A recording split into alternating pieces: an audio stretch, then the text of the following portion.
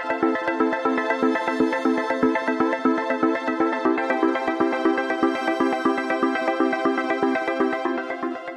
Everyone, welcome to study tube. इस video में हम लोग सवालों को करने वाले हैं गैस के नियम के ऊपर। गैस के कुछ नियम हैं, 6 नियम हैं जिन पे सवाल पूछे जाते हैं। तो इन सारे नियमों के ऊपर हम लोग सवालों को करने वाले हैं। इस टॉपिक से सवाल जो है वो बहुत कम पूछे जाते हैं और जो पूछे भी जाते हैं वो बहुत ही आसान पूछे जाते हैं। तो अगर आप इन सारे सवालों को कर लेते हो और इस टॉपिक से सवाल पूछा जाता है तो ये मान कर चलो कि आप बना ही दोगे। आपसे सवाल एग्जाम में नहीं छूटेगा, आप आराम से बना दोगे।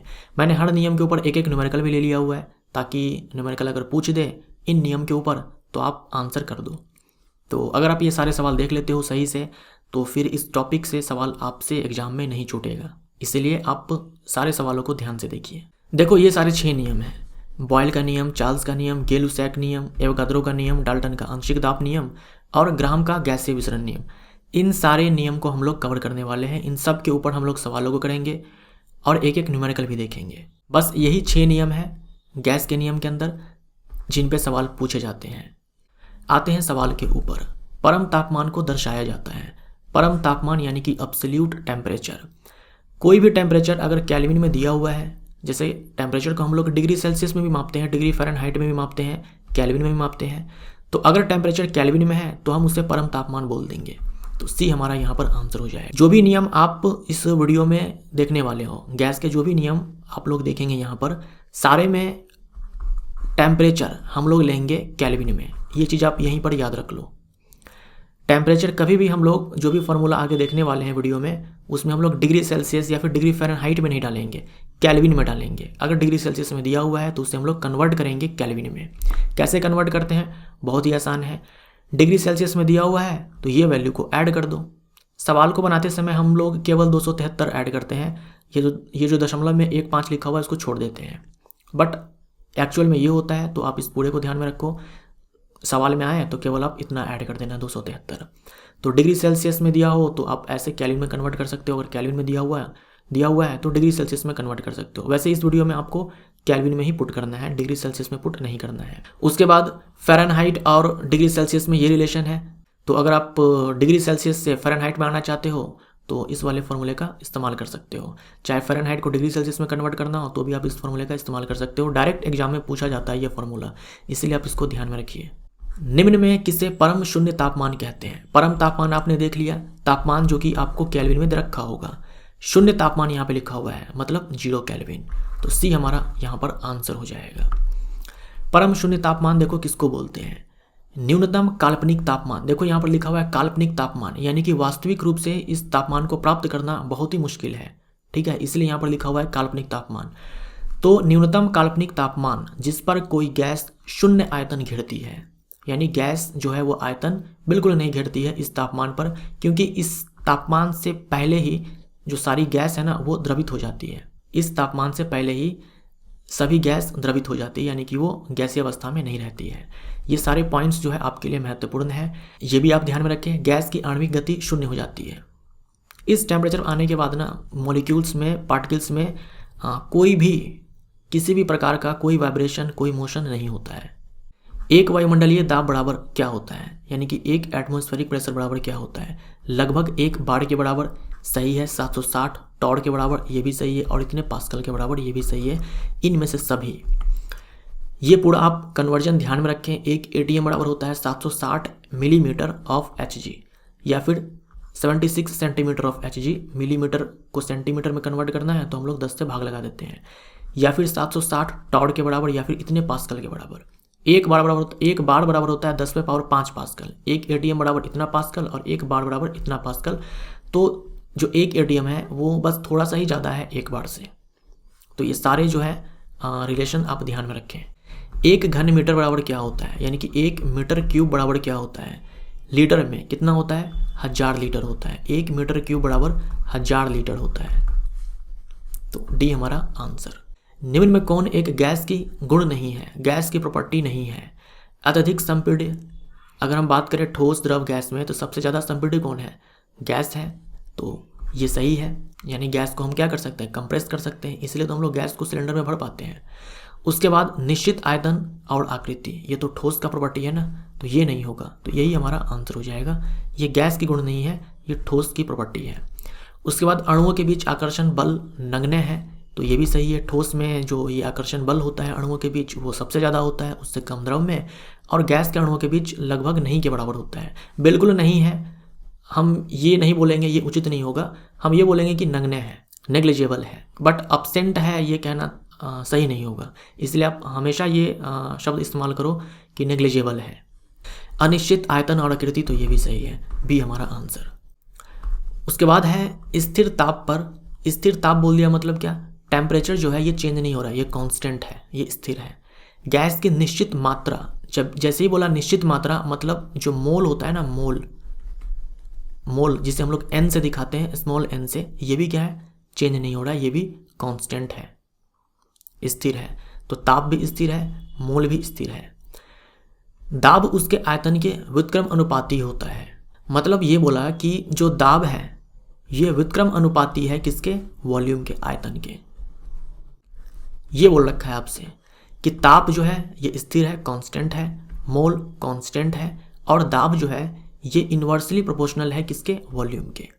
इसे डैश कहते हैं, इसे बॉयल का नियम कहते हैं। तो बॉयल का नियम, ये संबंध है दाब और आयतन के बीच। देख रहे हो, दाब है ये और ये है आयतन, इसके बीच में संबंध है, उल्टा संबंध है, ठीक है, उल्टा संबंध है। यहाँ से देखो, हम समानुपातिक चिन्ह को यहाँ से हटाएंगे, आपने मैथ में पढ़ा होगा, तो यहाँ पर क्या होगा, एक कांस्टेंट आएगा। कांस्टेंट आता है जब हम इस चिन्ह को हटाते हैं तो P इज इक्वल टू के यानी कि कांस्टेंट है 1/v। इसी को हम लोग ऐसे मल्टीप्लाई कर देंगे, क्रॉस मल्टीप्लाई, तो P V is equal to constant हो जाएगा। यहाँ पर आप ये ध्यान में रखेंगे कि आप दाब को चेंज कर लो, आप वॉल्यूम को चेंज कर लो। दाब चेंज करोगे तो वॉल्यूम चेंज हो जाएगा, वॉल्यूम चेंज करोगे दाब चेंज हो जाएगा। आप इस दोनों को चेंज करो, कोई दिक्कत नहीं है, लेकिन जो P इंटू में V होगा ना, ये चेंज नहीं होगा। यही चीज़ यहाँ पर लिखा हुआ है कि P इंटू में V, यानी इन दोनों का जो प्रोडक्ट होगा, गुणनफल होगा, ये चेंज नहीं होगा। जैसे मान लो कि पहले गैस का दाब P1 था, बाद में चेंज होकर के P2 हो गया। पहले वॉल्यूम V1 था, बाद में चेंज होकर के V2 हो गया। मैंने आपसे क्या कहा कि इन दोनों का जो प्रोडक्ट होगा ना, वो चेंज नहीं होगा। मतलब जो पहले P1 इंटू में V1 था, बाद में जो P2 इंटू में V2 हो गया, ये चेंज नहीं होगा, ये बराबर ही होगा। दाब चेंज कर लो, वॉल्यूम चेंज कर लो, ठीक है, लेकिन कुछ भी कर लो आप इन दोनों का, ये चेंज नहीं होगा। P इंटू में V चेंज नहीं होगा। यही यहाँ पर लिखा हुआ है, P V is equal to constant. ये है बॉयल का नियम। बॉयल का नियम एक संबंध है, किसके किसके बीच में है, दाब और आयतन के बीच। तो ए हमारा आंसर हो जाएगा, दाब और आयतन के बीच। यदि P दाब है, T परम तापमान है यानी कि टेम्परेचर इन केल्विन, V आयतन है और N मोलों की संख्या है, तो निम्न में कौन बॉयल के नियम को सही दर्शाता है। क्या देखा आपने, जो P है ये इन्वर्सली प्रोपोर्शनल है किसके, वॉल्यूम के। तो C हमारा यहाँ पर आंसर हो जाएगा। बॉयल के नियम के अनुसार दाब और आयतन के बीच खींचे गए वक्र को कहते हैं। यह है प्रेशर y एक्सिस पर, यह है वॉल्यूम x एक्सिस पर। यहाँ पर जो भी आप कर्व देखने वाले हो, जो भी आप यहाँ पर कर्व देखने वाले हो, उसे बोलते हैं हम लोग आइसोथर्म कर्व। आइसो का मतलब एक समान, थर्म का मतलब टेम्परेचर, यानी टेम्परेचर जो है इस पूरे कर्व पर समान रहने वाला है।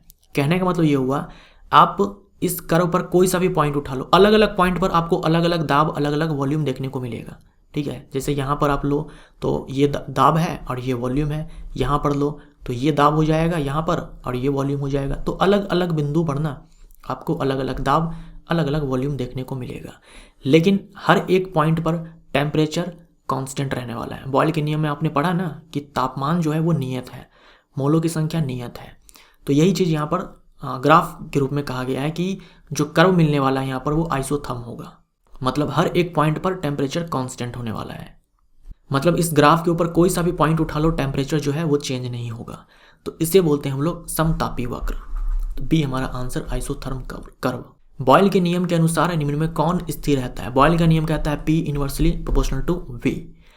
तो दाब नियत नहीं है, आयतन भी नियत नहीं है, स्थिर नहीं है, बट मैंने आपसे कहा P इंटू में V, ठीक है, P इंटू में V ये क्या है, कांस्टेंट है, नियत है। तो दाब और आयतन का गुणनफल, सी हमारा यहाँ पर आंसर। एक गैस 25 डिग्री सेल्सियस तापमान और 1 एटीएम दाब पर 3 लीटर आयतन लेती है। जब दाब 2 एटीएम तक बढ़ा दिया जाता है तो आयतन लेगी। कोई गैस है 25 डिग्री सेल्सियस टेम्परेचर पर, यानी टेम्परेचर इसमें चेंज नहीं हो रहा है। पहले दाब कितना था 1 atm, वॉल्यूम कितना ले रही थी गैस 3 लीटर। बाद में क्या हुआ, दाब को बढ़ा दिया गया, 2 atm कर दिया गया। पूछा है कि वॉल्यूम बताइए कितना, अब जो है ये गैस ये वॉल्यूम कितना लेने वाली है, यही आपसे पूछा गया है। बॉयल का नियम आपने देखा, तो बॉयल के नियम में आपने क्या पढ़ा कि जो ये जो है P इंटू में V ये चेंज नहीं होने वाला है। मतलब ये जो P1V1 है, बाद में जो यहाँ पर P2V2 हो चुका है, ये चेंज नहीं होगा, ये कांस्टेंट यहाँ पर रहने वाला है। तो बस हो गया, आपको यहाँ पर वैल्यू पुट करना है, ये 1 ये 3, उसके बाद P2 है 2 और ये V2 हमें चाहिए, तो कितना हो जाएगा यहाँ पर 3/2 हो जाएगा, तो 1.5 लीटर हो जाएगा। आई होप आपको समझ में आया होगा। अगर इस नियम के ऊपर, बॉयल के नियम के ऊपर सवाल पूछा गया ना, तो ये मान कर चलो यही सवाल होगा। डेटा चेंज हो सकता है बट सेम सवाल होगा। किस तापमान पर किसी गैस का आयतन शून्य हो जाता है? आपने देखा एब्सोल्यूट जीरो टेम्परेचर पर, 0 केल्विन पर। वह न्यूनतम काल्पनिक ताप जिस पर गैस शून्य आयतन घेरती है को डैश कहते हैं, परम शून्य ताप बोलते हैं, एब्सोल्यूट जीरो टेम्परेचर बोलते हैं। स्थिर दाब पर निश्चित द्रव्यमान वाली गैस, यहाँ पर बोल रखा है कि जो दाब है ये कांस्टेंट है, नियत है। निश्चित द्रव्यमान वाली गैस मतलब यहाँ पर ये भी बोल रखा है कि मोल जो है ये भी कांस्टेंट है, नियत है, क्योंकि मोल बराबर क्या होता है, द्रव्यमान बट्टे में मॉलिक्यूलर मास और अपॉन में मॉलिक्यूलर मास, मॉलिक्यूलर वेट। तो अगर द्रव्यमान चेंज नहीं हुआ, गैस वही है, तो मोल भी चेंज नहीं होगा। उसके बाद है गैस का आयतन ताप बढ़ाने पर बढ़ता तथा ताप कम करने पर घटता है। मतलब क्या हुआ कि वॉल्यूम इंक्रीज कर जाता है जब टेम्परेचर को इंक्रीज किया जाता है, वॉल्यूम डिक्रीज कर जाता है जब टेम्परेचर को डिक्रीज किया जाता है। मतलब रिलेशन कैसा है, V डायरेक्टली T, रिलेशन कुछ ऐसा है, समानुपाती है, सीधा संबंध है। तो यह है चार्ल्स का नियम, ताप आयतन संबंध, ताप और आयतन में संबंध, V डायरेक्टली T के। यहाँ भी क्या होगा, समानुपातिक चिन्ह हटाएंगे यहाँ पर, तो एक कांस्टेंट यहाँ पर आएगा। ये आप मैथ में पढ़ते भी होंगे। उसके बाद हम ये भी लिख सकते हैं, T को हम नीचे लाएंगे, V/T बराबर K क्या है, कांस्टेंट है। तो यहाँ भी आप ध्यान में रखो, जैसे कि आपने बॉयल के नियम में देखा कि P इंटू V ये कांस्टेंट रहता है, चाहे P चेंज करो V चेंज करो, बट इसका प्रोडक्ट चेंज नहीं होगा। वैसे ही यहाँ पर देखो, आप वॉल्यूम चेंज करो, आप टेम्परेचर चेंज करो, जो करना है वो कर लो, लेकिन V/T यानी कि V और T का जो रेशियो होगा वो चेंज नहीं होगा। मतलब पहले वॉल्यूम V1 था, बाद में वॉल्यूम V2 हो गया चेंज करके, पहले टेम्परेचर T1 था, बाद में टेम्परेचर चेंज होकर के T2 हो गया, कोई दिक्कत नहीं है। इस दोनों का रेशियो जो होगा ना वो चेंज नहीं होगा, वो बराबर ही होगा। ठीक है, V1/T1 और V2/T2 ये दोनों आपस में बराबर होंगे, रेशियो चेंज नहीं होगा। इंडिविजुअली दोनों चेंज हो सकते हैं बट रेशियो चेंज नहीं होगा, यही यहाँ पर ध्यान रखने वाली बात होती है। चार्ल्स का नियम हमारा यहाँ पर आंसर। यदि P दाब है, T परम तापमान है, V आयतन है और N मोलों की संख्या है, तो निम्न में कौन चार्ल्स के नियम को सही दर्शाता है? चार्ल्स के नियम को सही दर्शाता है V डायरेक्टली T के, तो B हमारा आंसर। V क्या है, वॉल्यूम है, T क्या है, टेम्परेचर है, टेम्परेचर किस में, केल्विन में। चार्ल्स का नियम एक संबंध है, चार्ल्स का नियम संबंध है ताप और आयतन के बीच, तो B हमारा यहाँ पर आंसर, ताप और आयतन के बीच। चार्ल्स के नियम के अनुसार ताप और आयतन के बीच खींचे गए वक्र को कहते हैं। देखो यहाँ पर स्ट्रेट लाइन है, एक्चुअल में कर्व नहीं है, यहाँ पर स्ट्रेट लाइन है, बट कोई दिक्कत नहीं है, चाहे कर्व बोल दे, चाहे कोई लाइन बोल दे, रेखा बोल दे। ये वॉल्यूम है y एक्सिस पे, ये टेम्परेचर है x एक्सिस पे। इसके बीच में जो भी कर्व आपको या फिर जो भी स्ट्रेट लाइन यहाँ पर दिखने वाली है उसे बोलते हैं आइसोबार लाइंस। आइसो का मतलब एक समान, बार यहाँ पर है प्रेशर के लिए। तो दाब जो है वो नियत रहने वाला है, हर एक पॉइंट पर वॉल्यूम चेंज हो सकता है, वॉल्यूम चेंज हो जाएगा, टेम्परेचर चेंज हो जाएगा, लेकिन हर एक पॉइंट के लिए प्रेशर चेंज नहीं होगा। चार्ल्स के नियम में आपने यही तो पढ़ा, एक तो मोल आपने पढ़ा कि स्थिर है और दूसरा दाब आपने पढ़ा कि स्थिर है। तो प्रेशर यहाँ पर चेंज नहीं होने वाला है। इस कर्व के ऊपर किसी भी पॉइंट पर, इस स्ट्रेट लाइन के ऊपर किसी भी पॉइंट पर प्रेशर चेंज नहीं होगा, इसलिए ये भी एक आइसोबार लाइन है, ये भी आइसोबार लाइन है, मतलब समदाबी वक्र, या फिर लिख कर क्या आ जाएगा, समदाबी रेखा। ठीक है, समदाबी रेखा, ये हमारा यहाँ पर आंसर। चार्ल्स के नियम के अनुसार निम्न में स्थिर रहता है, क्या स्थिर रहता है, V/T, तो आयतन और तापमान का अनुपात, तो B हमारा आंसर। अब देखते हैं एक न्यूमेरिकल चार्ल्स के नियम पर। प्रशांत महासागर में एक जहाज चलाते समय ताप 23.4 डिग्री सेल्सियस पर एक गुब्बारे को 2 लीटर वायु से भरा गया। जब जहाज हिंद महासागर, जहां ताप 26.1 डिग्री सेल्सियस पर पहुंचता है, में पहुंचेगा, तब गुब्बारे का आयतन क्या होगा। ये एनसीईआरटी का सवाल है, ठीक है, एनसीईआरटी में एग्जैक्ट ये सवाल दे रखा है। यहाँ पर देखो क्या सब चेंज हो रहा है, टेम्परेचर चेंज हो रहा है। वॉल्यूम एक बार दे रखा है 2 लीटर, दूसरे बार में पूछा गया है कि जब टेम्परेचर इतना हो जाएगा तो वॉल्यूम, गुब्बारे का आयतन क्या होगा, मतलब गैस जो है वो कितनी आयतन लेने वाली है यहाँ पर इस टेम्परेचर पर। तो यहाँ पर देखो V1 2 लीटर है, T1 कितना है, ये 23.4 डिग्री सेल्सियस, V2 हमें चाहिए और T2 हमें यहाँ पर दे रखा है 26.1 डिग्री सेल्सियस।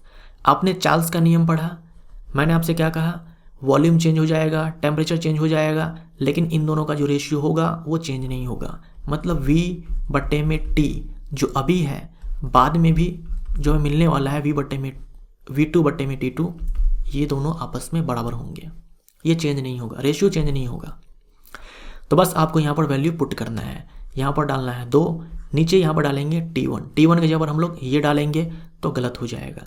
मैंने आपसे पहले ही कहा है टेम्परेचर आपको पुट करना है केल्विन में, टेम्परेचर आपको केल्विन में पुट करना है, ना कि डिग्री सेल्सियस में पुट करना है। आपको परम तापमान लेना है। तो यहाँ पर 23.4 है ना, तो यहाँ पर 273 ऐड कर दो, केल्विन में ये कन्वर्ट हो गया। उसके बाद V2 हमें चाहिए, यहाँ पर भी टेम्परेचर ये रखा है 26.1, यहाँ भी हम लोग 273 को जोड़ेंगे। अब यहाँ पर सॉल्व करना आप, जब आप इसे सॉल्व करेंगे, यहाँ से V2 का वैल्यू निकालेंगे तो आपको मिलेगा आंसर सी मिलेगा आपको आंसर। सॉल्व करके आप देख लेना। निम्न में कौन एक दाब ताप संबंध के बारे में जानकारी प्रदान करता है। आपने बॉयल का नियम पढ़ा, इसमें आपने पढ़ा कि P इन्वर्सली प्रोपोर्शनल है V के। चार्ल्स के नियम में आपने पढ़ा कि जो V है वो डायरेक्टली है T के। अब है यहाँ दाब ताप, आपने दाब आयतन में देखा, ताप आयतन में देखा, अब यहाँ पर है दाब ताप। ये है गे-लुसैक नियम, ठीक है, गे-लुसैक का नियम। ताप आयतन संबंध नहीं, ये सही कर लेना, यहाँ पर ताप आयतन नहीं होगा, दाब ताप, दाब ताप, दाब ताप संबंध क्या होता है, P डायरेक्टली T के होता है, P डायरेक्टली T के। प्रेशर बढ़ाओगे टेम्परेचर इंक्रीज करेगा, या फिर बोल दो टेम्परेचर बढ़ाओगे प्रेशर इंक्रीज करेगा। फिर यहाँ से समानुपातिक चिन्ह हटाएंगे, यहाँ पर कांस्टेंट आएगा, इसी को हम लोग ऐसे भी लिख सकते हैं P/T बराबर कांस्टेंट। मतलब P चेंज कर लो कोई दिक्कत नहीं है, T चेंज कर लो कोई दिक्कत नहीं है, कुछ भी चेंज करो, P/T ये चेंज नहीं होगा, ये रेशियो जो है ये बराबर ही रहने वाला है। जैसे अभी आपने चार्ल्स के नियम में देखा कि V/T ये रेशियो चेंज नहीं होता है, वैसे यहाँ पर है P/T ये चेंज नहीं होगा। ये है गे-लुसैक का नियम। गे-लुसैक नियम के अनुसार दाब तथा आयतन, यहाँ आयतन काट दो, दाब तथा ताप, दाब तथा ताप, ये दाब है और ये ताप है, इसके मध्य ग्राफ की प्रत्येक रेखा को डैश कहते हैं। यहाँ पर देखो आपके पास 2 लाइनें यहाँ पर दिखाई गई हैं, किसी भी लाइन को उठा लो, हर एक पॉइंट पर दाब और ताप ये अलग अलग आपको मिलने वाले हैं, लेकिन हर एक पॉइंट पर वॉल्यूम कांस्टेंट होता है। तो गे-लुसैक नियम में एक तो वॉल्यूम और दूसरा मोल, ये दोनों ही कांस्टेंट रहते हैं, नियत रहते हैं। तो हर एक पॉइंट पर वॉल्यूम चेंज नहीं होगा, वॉल्यूम कांस्टेंट है, ऐसे लाइन को हम लोग आइसोकोरिक लाइन बोलते हैं। तो ये दोनों ही आइसोकोरिक लाइन्स हैं, सम आयतनी रेखा है, सी हमारा आंसर। डैश के अनुसार स्थिर आयतन मतलब वॉल्यूम कांस्टेंट है, किसी निश्चित मात्रा वाली गैस, मतलब मात्रा जो है वो चेंज नहीं हो रहा है, मतलब मोल यहाँ पर कांस्टेंट है। दाब उसके परम ताप के समानुपाती होता है, परम ताप के समानुपाती हो। ये कौन सा नियम है, गे-लुसैक का नियम, गे-लुसैक का नियम, सी हमारा यहाँ पर आंसर। गे-लुसैक नियम के अनुसार निम्न में स्थिर रहता है, क्या स्थिर है यहाँ पर, दाब और ताप का अनुपात। अब आते हैं फिर से एक न्यूमेरिकल के ऊपर। 20 डिग्री सेल्सियस ताप पर एक गैस का दाब 1 atm है, यदि ताप बढ़ाकर 30 डिग्री सेल्सियस कर दिया जाए तो गैस का दबाव हो जाएगा। तो ये रहा आपके पास T1, ये रहा आपके पास T2, ये रहा आपके पास P1 और आपसे यहाँ पर P2 पूछ रखा है। तो टेम्परेचर प्रेशर के लिए कौन सा नियम है, गे-लुसैक का नियम, जो हमें ये कहता है कि P1/T1 बराबर होगा P2/T2 के। टेम्परेचर चेंज कर लो, प्रेशर चेंज कर लो, बट रेशियो चेंज नहीं होगा P और T का। क्या करना है आपको, वैल्यू यहाँ पर पुट करना है। पहले P1 कितना था, 1 था। पहले T1 कितना था, 20 डिग्री सेल्सियस। क्या हम यहाँ पर 20 डिग्री सेल्सियस डालेंगे, नहीं, 20 डिग्री सेल्सियस नहीं, केल्विन में डालेंगे तो 273 यहाँ पर हम ऐड करेंगे। P2 तो हमें चाहिए, P2 हमें चाहिए। उसके बाद temperature T2 30 degree Celsius kelvin में कन्वर्ट करेंगे 273 ऐड करके। अगर आप डिग्री सेल्सियस में पुट कर देते ना तो आपको आंसर मिलता 1.5 जो कि पहले ऑप्शन में दे रखा है, लेकिन हम लोग यहाँ पर टेम्परेचर पुट करेंगे केल्विन में, तब जाकर के आंसर निकल कर आएगा 1.03 ATM। तो यहाँ पर आंसर बी आएगा। सॉल्व करके देखना, ये आप आराम से सॉल्व कर सकते हो, थोड़ा सा कैलकुलेशन होगा यहाँ पर। P2 निकल करके आएगा 1.03, तो बी हमारा यहाँ पर आंसर होगा। गर्मी के दिन में प्रायः टायर फट जाता है क्योंकि, इसे आप गे लुसैक नियम से सोच सकते हो, जो P डायरेक्टली T बताता है हमें। गर्मी के दिनों में टेम्परेचर इंक्रीज होगा तो गैस टायर की दीवारों पर, गैस जो भरी हुई है टायर में उसके दीवारों पर ज़्यादा बल लगाती है, जिसके कारण टायर फट जाता है। तो ये कारण है, बहुत ही आसानी से आप सोच सकते हो इस नियम के अनुसार। तो दाब और ताप एक दूसरे के समानुपाती होता है, सी हमारा आंसर। डैश के अनुसार ताप और दाब की समान परिस्थितियों में समान आयतन वाली गैस में समान संख्या में अणु होते हैं। क्या लिखा हुआ है यहाँ पर, ताप और दाब की समान परिस्थितियों में, मतलब यहाँ पर टेम्परेचर और प्रेशर ये दोनों ही बोल रखा है कि कांस्टेंट है। समान आयतन वाली गैसों में समान संख्या में अणु होते हैं, मतलब वॉल्यूम अगर हम चेंज ना करें तो जो अणु है वो भी संख्या में चेंज नहीं होते हैं। मतलब यहाँ पर संबंध है वॉल्यूम और मोल के बीच। मोल हम कैसे निकालते हैं, एक तो द्रव्यमान बट्टे में आणविक भार या फिर परमाणु भार, अणु भार या फिर परमाणु भार। दूसरा, अगर संख्या में अणु है तो हम लोग एवोगाद्रो नंबर से भाग लगा देते हैं तो मोल आ जाएगा। तो अगर अणु की संख्या चेंज नहीं हो रही है, मतलब क्या होगा, मोल जो है वो चेंज नहीं हो रहा है। तो एवोगाद्रो का नियम है ये।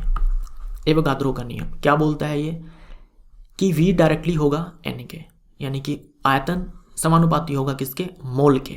अणुओं की संख्या बढ़ाएंगे तो आयतन बढ़ जाएगा। तो ये आयतन मात्रा संबंध है, मात्रा यानी कि मोल की संख्या। समानुपातिक चिन्ह हटाएंगे, यहाँ पर कांस्टेंट आएगा। ठीक वैसे यहाँ पर V/N कांस्टेंट हो जाएगा, यानी V चेंज करो N चेंज करो, बट V/N जो है ये चेंज नहीं होगा। तो ये है एवोगाद्रो का नियम।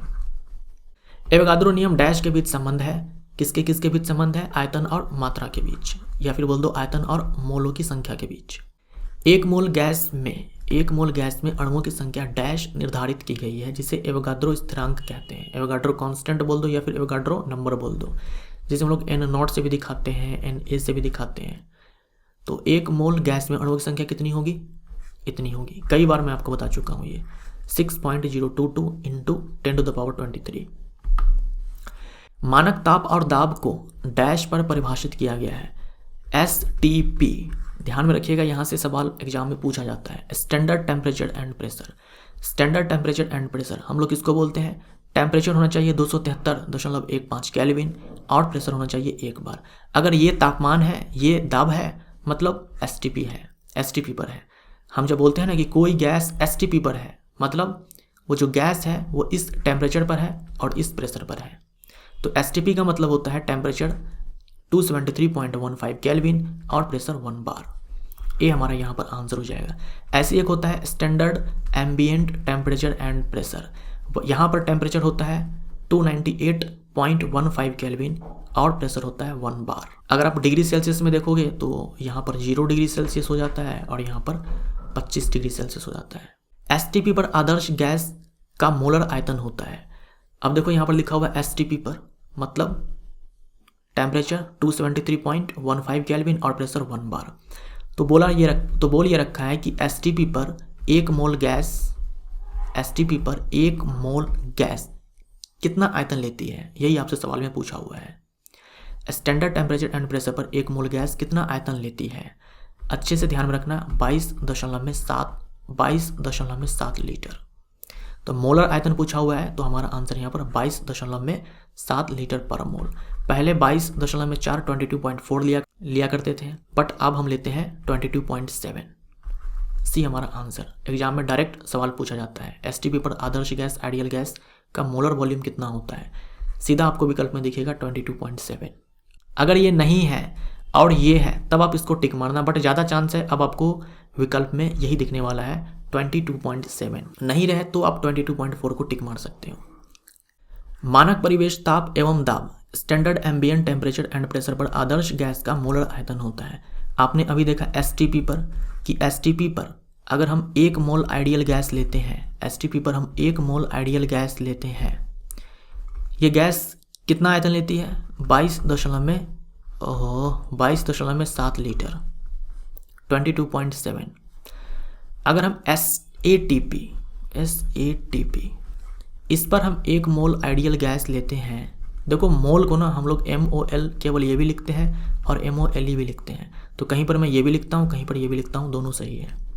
तो एसएटीपी पर हम 1 मोल आइडियल गैस अगर लेते हैं तो ये कितना आयतन लेती है 24.8 लीटर 24.8 लीटर। बी हमारा यहाँ पर आंसर हो जाएगा। यदि स्मॉल m किसी गैस का दिया गया द्रव्यमान है, वो भी ग्राम में, m उसका परमाणु या फिर अणु भार है, जैसे मान लो अगर हीलियम है तो हीलियम का एटॉमिक मास होगा, अगर हाइड्रोजन है तो हाइड्रोजन H2 के फॉर्म में होता है, अणु के रूप में होता है, तो ये मॉलिक्यूलर मास हो जाएगा। मोल की संख्या होगी तो मोल बराबर क्या होता है द्रव्यमान जो कि दिया होता है ग्राम में और बट्टे में मॉलिक्यूलर मास। ये मैं आपको कई बार बता चुका हूँ, ये सारे आपके लिए तो अब बहुत ही आसान हो जाने चाहिए। तो स्मॉल m बट्टे में कैपिटल M, बी हमारा आंसर हो जाएगा। एक आदर्श गैस पूर्णतः पालन करती है, एक आदर्श गैस पूरी तरह से पालन करती है बॉयल का नियम, चार्ल्स का नियम, एवोगाद्रो का नियम। सी हमारा यहाँ पर आंसर हो जाएगा। जब आप इन सारे नियमों को कंबाइन कर दोगे, बॉयल के नियम में आपने पढ़ा P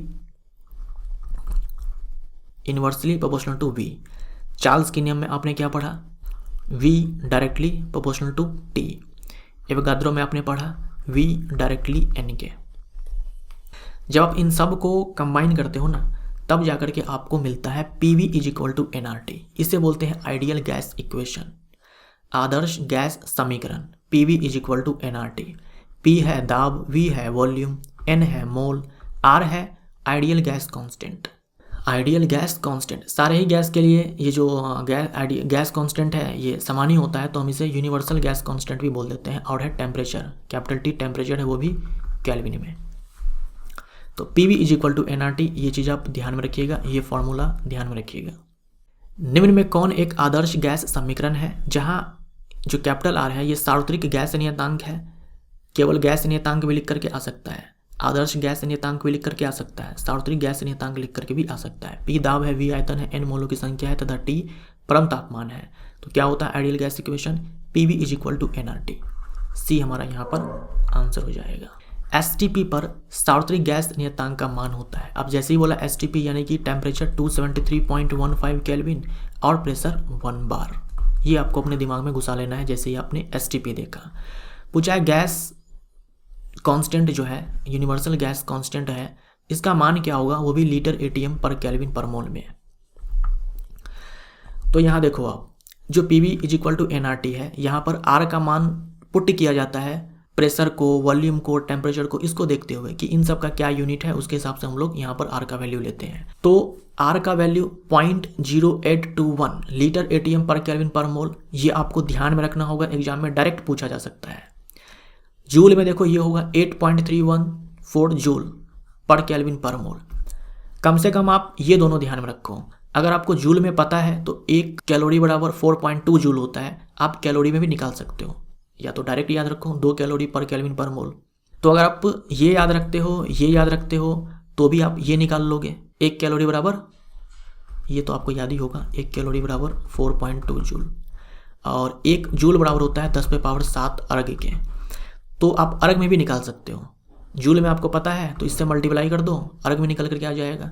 तो देख लेना किस में दिया हुआ है, चाहे आप कैलोरी में याद रख लो, चाहे आप जूल में याद रख लो। और एक तो आपको ये ध्यान में रखना ही है, कैलोरी में याद रखते हो तो इस रिलेशन से आप जूल में कन्वर्ट कर लेना, और फिर आप अर्घ में भी कन्वर्ट कर सकते हो। तो जैसे आपसे सवाल ने पूछे वैसे आपको आंसर दे देना है। हमारा आंसर यहाँ पर क्या हो जाएगा, सी हो जाएगा 0.0821 लीटर ATM पर केल्विन पर मोल। 25 डिग्री सेल्सियस तथा 760 mm मरकरी दाब पर एक गैस 600 मिलीलीटर आयतन घेरती है किसी अन्य स्थान पर जहां ताप 10 डिग्री सेल्सियस, आयतन 640 ml हो, गैस का दाब क्या होगा। यहाँ पर अगर आप देखें तो टेम्परेचर आपके पास 2 है, तो ये T1 है और ये है T2। दाब भी आपके पास 2 है, नहीं दाब आपके पास एक है जो कि दे रखा है और दूसरा आपसे पूछ रखा है, तो ये P2 हो गया। उसके बाद देखो वॉल्यूम आपके पास है, ये V1 हो गया 600 ml और यहाँ पर ये V2 हो गया। तो टेम्परेचर है, प्रेशर है, वॉल्यूम है, तो 3 चीज़ यहाँ पर आपको दे रखा है। ताप भी है, दाब भी है और आयतन भी है। आपने पढ़ा बॉयल नियम, चार्ल्स का नियम, एवोगाद्रो नियम, गेल-लुसाक नियम, वहाँ पर किसी 2 चीज़ों में रिलेशन था, या तो टेम्परेचर प्रेशर के बीच, या तो प्रेशर वॉल्यूम के बीच, या तो टेम्परेचर वॉल्यूम के बीच, या फिर मोल वॉल्यूम के बीच, ये सब था। 3 चीज़ों के बीच में रिलेशन नहीं था। तो इसके लिए हमारे पास है PV = nRT। Pressure, volume, temperature, mole सारे इसमें आ जाते हैं। PV = nRT। तो यहाँ पर देखो आप, हम इसको लिख सकते हैं PV बटे में T = N इंटू में R। देखो मोल तो कांस्टेंट ही रहने वाला है क्योंकि गैस चेंज नहीं हो रहा है। यहाँ पर गैस चेंज नहीं हो रहा है। गैस के मात्रा के बारे में कुछ नहीं कहा गया है। गैस के मात्रा के बारे में नहीं कहा गया, मतलब मात्रा कांस्टेंट है, मतलब मोल कांस्टेंट है, और R तो हमारा कांस्टेंट है ही, मतलब ये पूरा क्या हो गया हमारा यहाँ पर कांस्टेंट। तो चाहे आप दाब चेंज कर लो, आयतन चेंज कर लो, ताप चेंज कर लो, लेकिन PV और T का जो अनुपात है वो चेंज नहीं होगा। मतलब P1 V1 T1 = P2 V2 T2 हो जाएगा। P1 से P2 कर दो, V1 से V2 कर दो, T1 से T2 कर दो, कोई दिक्कत नहीं है। PV बटे में T ये चेंज नहीं होगा। अब आपको क्या करना है, वैल्यू पुट करना है। जब आप वैल्यू यहाँ पर पुट करेंगे तो ध्यान क्या रखना है आपको कि ये जो टेम्परेचर है ये केल्विन में होना चाहिए। तो ये जो 25 डिग्री सेल्सियस है इसमें 273 आप ऐड करेंगे, 10 डिग्री सेल्सियस है 273 आप ऐड करेंगे, तब जा करके यहाँ पर वॉल्यूम को, टेम्परेचर को पुट करेंगे, तब जा करके आपका आंसर सही निकल करके आएगा। तो इसको आप सॉल्व करना, आंसर आपका निकल करके आएगा यहाँ पर B। गैस का घनत्व तो उसके मोलर द्रव्यमान के या से डैश होता है। गैस का जो डेंसिटी है और उसका जो मोलर द्रव्यमान है, मोलर द्रव्यमान को हम लोग कैपिटल M से दिखाते हैं, उसके बीच में क्या रिलेशन है ये बताना है। देखो PV = nRT, ये तो आपने समझा। PV = ये क्या है, मोल है। मोल बराबर क्या होता है, द्रव्यमान जो कि ग्राम में दे रखा हो और बट्टे में मॉलिक्यूलर मास। इसी को मैंने यहाँ पर लिख दिया हुआ है स्मॉल m बट्टे में कैपिटल M और इंटू में RT। PV = ये जो द्रव्यमान है इसको हम लिख सकते हैं डेंसिटी इंटू वॉल्यूम, क्योंकि आयतन घनत्व बराबर क्या होता है, द्रव्यमान बट्टे में आयतन। तो द्रव्यमान बराबर हो जाएगा घनत्व गुने में आयतन। तो इस स्मॉल m को ही हमने यहाँ पर लिख दिया D इंटू में V और बट्टे में कैपिटल M है। V से V यहाँ पर कैंसिल आउट हुआ और D बराबर हमारा आ जाएगा PM बटे में RT। P है दाब, M है मॉलिक्यूलर मास या फिर मॉलिक्यूलर वेट, अणु भार, R गैस कांस्टेंट, T हो गया टेम्परेचर इन केल्विन। तो यहाँ पर आपने क्या देखा, ये D है, ये M है। D डायरेक्टली है मॉलिक्यूलर मास के, तो समानुपाती हमारा आंसर हो जाएगा। ये फॉर्मूला भी आप ध्यान में रख सकते हो, आसान यहाँ से पूछे जा सकते हैं सवाल। जैसे यहाँ पर देखो, नियत ताप और दाब पर मीथेन का घनत्व ऑक्सीजन के सापेक्ष होगा। क्या बोल रखा है कि ताप और दाब नियत है, मतलब यहाँ पर जो दाब है ये नियत है, ताप ये नियत है और R तो नियत होता ही है। तो D डायरेक्टली M के हो जाएगा, यानी कि D1/D2 = M1/M2। ये हम लिख सकते हैं। D1 क्या हो जाएगा, हमें मीथेन का निकालना है ऑक्सीजन के रिस्पेक्ट में, तो मीथेन का हम लोग ऊपर डालेंगे यहाँ पर। तो डेंसिटी मीथेन का बट्टे में डेंसिटी ऑक्सीजन का।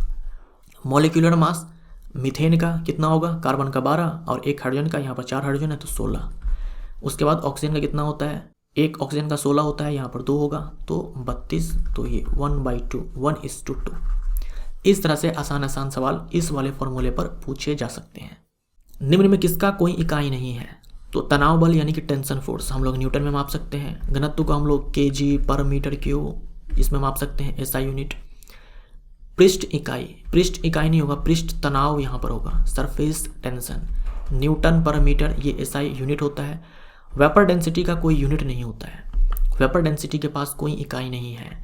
देखो वेपर डेंसिटी क्या होता है, किसी भी गैस का जो डेंसिटी है उसमें भाग लगा दो हाइड्रोजन के डेंसिटी से, हमारे पास निकल करके आ जाएगा वेपर डेंसिटी। तो ऊपर भी डेंसिटी नीचे भी डेंसिटी, यूनिट कैंसिल आउट हो जाएगा, कोई यूनिट हमें नहीं मिलने वाला। तो ये चीज़ तो आपको ध्यान में रखना ही है कि वेपर डेंसिटी ये रेशियो है जिस भी गैस का हमें वेपर डेंसिटी चाहिए उस गैस का डेंसिटी ऊपर लिखेंगे और उसमें भाग लगा देंगे हाइड्रोजन की डेंसिटी से। ये रिलेशन, ये चीज़ आपको पता होना चाहिए। बाकी बात फार्मूला आपको ये याद रखना है, मॉलिक्यूलर मास बटे में 2। तो वेपर डेंसिटी बराबर होता है मॉलिक्यूलर मास बटे में 2। इसी को आप लिख सकते हैं मॉलिक्यूलर मास बराबर 2 इंटू में वेपर डेंसिटी। सवाल आपसे कैसे भी पूछा जा सकता है। मीथेन का वाष्प घनत्व क्या होगा? मीथेन का यानी कि CH4 का वेपर डेंसिटी आपको पता करना है। कैसे निकालेंगे वेपर डेंसिटी? मॉलिक्यूलर मास बटे में 2। मॉलिक्यूलर मास मीथेन का हो जाएगा 16 बटे में 2 यानी कि 8। यूनिट तो होता ही नहीं है, तो बी हमारे पास आंसर, केवल 8। अन्योन्य क्रिया से विहीन गैसों के मिश्रण का कुल दाब प्रत्येक गैस का आंशिक दाब के योग के बराबर होता है। इसे डैश कहते हैं। इसे डाल्टन का आंशिक दाब का नियम कहते हैं। हम लोग समझते हैं, उसके बाद आप एक बार फिर से इस नियम को पढ़ लेना। बहुत ही आसान है, देख लो आप। मान लो हमारे पास यहाँ पर 5 कंटेनर्स हैं। 1 है, 2 है, 3 है, 4 है, 5 है। 5 कंटेनर्स है, पाँचों में अलग अलग गैसें भरी हुई है। इसमें ऑक्सीजन है, इसमें नाइट्रोजन है, इसमें आर्गन है, इसमें वाटर वेपर है और इसमें कार्बन डाइऑक्साइड गैस है। अब इस कंटेनर में ऑक्सीजन गैस जो भरी हुई है वो कुछ दाब लगा रही होगी इस कंटेनर के वॉल पे, दीवार पे कुछ दाब जो है ये गैस लगा रही होगी। वैसे ही नाइट्रोजन लगा रही होगी, वैसे ही आर्गन, वैसे ही वाटर वेपर और वैसे ही कार्बन डाइऑक्साइड। तो यहाँ पर देखो वैल्यू लिखा हुआ है कि ऑक्सीजन मान लो कि इतना दाब लगा रही है, नाइट्रोजन इतना दाब लगा रही है, आर्गन इतना लगा रही है, वाटर वेपर इतना लगा रही है और कार्बन डाइऑक्साइड इतना लगा रही है। फिर हमने क्या करा कि इन सारे गैस को ना एक ही कंटेनर में डाल दिया। इन सारे गैस को एक ही कंटेनर में डाल दिया और तब हमने देखा कि सारे मिलकर कितना दाब लगाते हैं। तो पता ये लगा अलग अलग जो दाब ये सब लगा रहे थे ना, उन सबको जोड़ दो, उतने ही के बराबर लगा रहे हैं। यही होता है, यही है डाल्टन का आंशिक दाब का नियम। जब हम आंशिक दाब बोलते हैं मतलब अकेला दाब, खुद का। जैसे हमने इस वाले कंटेनर में डाला इन सारे ही गैसों को, इसमें से केवल ऑक्सीजन का जो दाब होगा ना वो ऑक्सीजन का आंशिक दाब होगा। केवल नाइट्रोजन का जो दाब होगा वो आंशिक दाब होगा नाइट्रोजन का। यहाँ पर लिखा हुआ है टोटल दाब जो सारे मिलकर लगा रहे हैं, लेकिन हमें केवल आर्गन का दाब बताना है तो हम उसको बोलेंगे आंशिक दाब। और जो गैसें यहाँ पर ली जाती हैं, मिश्रण गैसों का जो लिया जाता है, वो गैस आपस में अभिक्रिया नहीं करते हैं, नॉन रिएक्टिंग होते हैं। यही चीज़ यहाँ पर लिखा हुआ है, अन्योन्य क्रिया से विहीन गैसों के मिश्रण का कुल दाब प्रत्येक गैस का आंशिक दाब, मतलब अकेला दाब, खुद का जो दाब होता है उसके योग के बराबर होता है। इसे डाल्टन का आंशिक दाब का नियम कहते हैं। ये होता है डाल्टन का आंशिक दाब का नियम। निम्न में से किस गैसीय मिश्रण के लिए डाल्टन का आंशिक दाब नियम लागू होता है? तो ये है D, carbon dioxide plus oxygen, dioxygen या फिर ऑक्सीजन अणु। ये देख लो, ये सारे आप ध्यान में रखना है, डायरेक्ट आपसे एग्जाम में सवाल पूछा जाता है। इनमें से कोई भी आपको दिया जा सकता है। जैसे मैंने यहाँ पर सवाल बनाया हुआ है वैसे ही आपसे सवाल पूछा जा सकता है एग्जाम में। अगर ये है गैसों का मिश्रण, जैसे हमने एक कंटेनर लिया और हमने कार्बन मोनोऑक्साइड और ऑक्सीजन को डाल दिया, तो वहाँ पर डाल्टन का नियम काम नहीं करेगा, क्योंकि ये दोनों गैस आपस में रिएक्ट कर जाते हैं, अभिक्रिया कर लेते हैं। ये दोनों आपस में रिएक्ट करके कार्बन डाइऑक्साइड बना लेते हैं। हम ऐसे गैसों का मिश्रण लेते हैं जो आपस में अभिक्रिया नहीं करते हैं, जैसे कि कार्बन डाइऑक्साइड, ऑक्सीजन। तो आप ये सारे ध्यान में रखो। अगर इनमें से कोई भी विकल्प दिख जाए मतलब उनमें डाल्टन का आंशिक दाब नियम काम नहीं करेगा। गैस का आंशिक दाब बराबर यहाँ पर क्या होगा, गुने में कुल दाब। जैसे कंटेनर है, इस कंटेनर में गैस ए है, गैस बी है, गैस सी है। दो भी गैस हो सकते हैं, 2 से अधिक भी हो सकते हैं। जो भी हो आपस में वो अभिक्रिया नहीं करेंगे। हमें ये रखा है कि ये तीनों ही गैस मिलकर के टोटल दाब पी लगा रहे हैं, लेकिन हमें तो ये जानना है कि ए कितना लगा रहा है, केवल ए का कितना हिस्सा है इस टोटल में, केवल ए का कितना हिस्सा है। मतलब क्या हो जाएगा कि हमें आंशिक दाब जानना है, केवल इसका जानना है तो आंशिक दाब। केवल आप इसका जानना चाहते हो तो बी का आंशिक दाब, केवल इसका जानना चाहते हो तो सी का आंशिक दाब। किसी का भी आंशिक दाब अगर आपको निकालना हो तो उसके लिए एक फॉर्मूला होता है, जो टोटल दाब है ना उसमें गुणा कर दो आप मोल अंश से। मोल अंश मतलब मोल फ्रैक्शन, टोटल मोल का कितना हिस्सा है। जैसे मान लो ए 1 मोल है, बी 2 मोल है, सी 3 मोल है। हमें ए का आंशिक दाब चाहिए, हम क्या करेंगे, ए का पहले मोल फ्रैक्शन निकालेंगे। बहुत ही आसान है। टोटल मोल कितना है, टोटल मोल 6 हो गया। ए का हिस्सा कितना होगा, 1/6। ए का मोल फ्रैक्शन चाहिए तो ए का मोल बट्टे में टोटल मोल और गुने में हम लोग टोटल दाब से मल्टीप्लाई कर देंगे। ये हमारे पास निकल करके आ गया ए का आंशिक दाब, यहाँ पर टोटल प्रेशर। हमें अगर B का आंशिक दाब चाहिए, हमें B का आंशिक दाब चाहिए तो B का मोल फ्रैक्शन लिखेंगे, 2 ऊपर लिखेंगे, बट्टे में टोटल मोल और गुने में टोटल प्रेशर। यहाँ पर टोटल प्रेशर मान लो PT है। ऐसे C का लिखना है तो C का मोल फ्रैक्शन गुने में टोटल प्रेशर। इस तरह से आप आंशिक दाब निकाल सकते हो। एक नियोन डाई ऑक्सीजन मिश्रण में 1 मोल डाई ऑक्सीजन 2 मोल नियोन है। यदि गैसों के मिश्रण का कुल दाब 27 बार हो तो मिश्रण में नियोन का आंशिक दाब क्या होगा? Neon plus oxygen dioxygen है, नियोन 2 मोल है, ऑक्सीजन 1 मोल है, टोटल दाब 27 बार है। हमें नियोन का आंशिक दाब चाहिए। हमें किसका आंशिक दाब चाहिए? नियोन का आंशिक दाब चाहिए। क्या करेंगे आप? पहले मोल फ्रैक्शन लिखेंगे, किसका? नियोन का, मोल अंश। कैसे निकालेंगे? नियोन का मोल जितना है उसमें भाग लगा दो टोटल मोल से। टोटल मोल कितना हो जाएगा? 2 मोल इसका और 1 मोल ऑक्सीजन का, 3 हो जाएगा, और गुने में टोटल दाब 27। ठीक है, 3 से ये कैंसिल आउट हो जाएगा, 9 टाइम्स ये 18 बार। सी हमारा आंसर। बहुत ही सिंपल है, ये फॉर्मूला आप ध्यान में रख सकते हो। आंशिक दाब बराबर मोल अंश गुने में कुल दाब। जल वाष्प द्वारा लगाए जाने वाले दाब को डैश कहते हैं। वाटर वेपर द्वारा लगाए जाने वाले प्रेशर को हम लोग एक्वस टेंशन बोलते हैं, जलीय तनाव। गैस का उच्च सांद्रण से निम्न सांद्रण की ओर स्वतः गति करना कहलाता है। ये तो आप पहले से भी जानते हो, मैंने कई बार आपको बताया हुआ है, बायो में भी, केमिस्ट्री में भी। विसरण, गैस का हाई कंसंट्रेशन से लो कंसंट्रेशन की ओर अपने आप गति करना विसरण कहलाएगा। जैसे घर के किसी कोने में आप अगरबत्ती जलाकर छोड़ देते हो, धीरे धीरे पूरे कमरे में खुशबू फैल जाती है। डिफ्यूजन का वो एग्जाम्पल है, विसरण का वो एग्जाम्पल है, उदाहरण है। मम्मी किचन में खाना बना रही होती है और खुशबू आपके बेडरूम तक पहुंच जाती है, वो भी गैस के विसरण का उदाहरण है। डिफ्यूजन ऑफ गैस का एग्जाम्पल है। डैश के अनुसार निश्चित ताप और दाब पर, मतलब टेम्परेचर और प्रेशर, ये दोनों क्या है? निश्चित है, कांस्टेंट है। विभिन्न गैसों के विसरण के आपेक्षिक वेग उनके घनत्व या अणुभार के वर्गमूल के विपरीत अनुपात में होते हैं। यह है ग्राम का गैसीय विसरण नियम। ग्राम का गैसीय विसरण नियम क्या कहता है? ये रेट ऑफ डिफ्यूजन, यहाँ लिखा हुआ है ना अपेक्षिक वेग, इसी को हम लोग बोलते हैं रेट ऑफ डिफ्यूजन, यानी कि डिफ्यूजन विसरण की दर, रेट ऑफ डिफ्यूजन विसरण की दर inversely proportional to square root of density, या फिर बोल दो inversely proportional to square root of molecular mass. मतलब गैस का मॉलिक्यूलर वेट जितना ज़्यादा हो, आप खुद सोचो, आपके पास एक हल्की गैस है, एक भारी गैस है, कौन तेजी से भागेगी? बस ऐसे ही आपको सोच लेना है कि जो गैस जितनी भारी है, मॉलिक्यूलर वेट जितना ज़्यादा है, उसकी डिफ्यूजन की रेट, मतलब एक स्थान से उच्च सांद्रण से निम्न सांद्रण की ओर अपने आप जाने की जो दर होगी वो कम होगी, क्योंकि उल्टा रिलेशन है और मॉलिक्यूलर वेट डेंसिटी में सीधा संबंध है। तो आप यहाँ पर मॉलिक्यूलर मास की जगह पर डेंसिटी भी ले सकते हो कि जिस गैस का घनत्व जितना ज़्यादा है, डिफ्यूजन रेट उसका उतना ही कम हो जाएगा। तो यही है ग्राम का गैसीय विसरण नियम। निम्न में किसका विसरण दर सबसे कम है? आपको बताना है रेट ऑफ डिफ्यूजन किसका सबसे कम है। बस चेक कर लो किसका मॉलिक्यूलर वेट सबसे ज़्यादा है। मान लीजिए डेंसिटी दे रखा होता है, इसका डेंसिटी दे रखा होता है, तो जिसका डेंसिटी ज़्यादा होता उसका रेट ऑफ डिफ्यूजन कम होता। हमें डेंसिटी तो दे नहीं रखा है, तो हम लोग मॉलिक्यूलर मास तो निकाल ही सकते हैं, वो तो हमें पता है कि कैसे निकालते हैं। तो जब हम निकालने बैठेंगे तो सबसे कम किसका मिलेगा मॉलिक्यूलर मास? हाइड्रोजन का। तो इसका डिफ्यूजन रेट सबसे ज़्यादा होगा, सबसे ज़्यादा मॉलिक्यूलर मास मिलेगा कार्बन डाइऑक्साइड का, तो इसका रेट ऑफ डिफ्यूजन जो है वो सबसे कम होगा।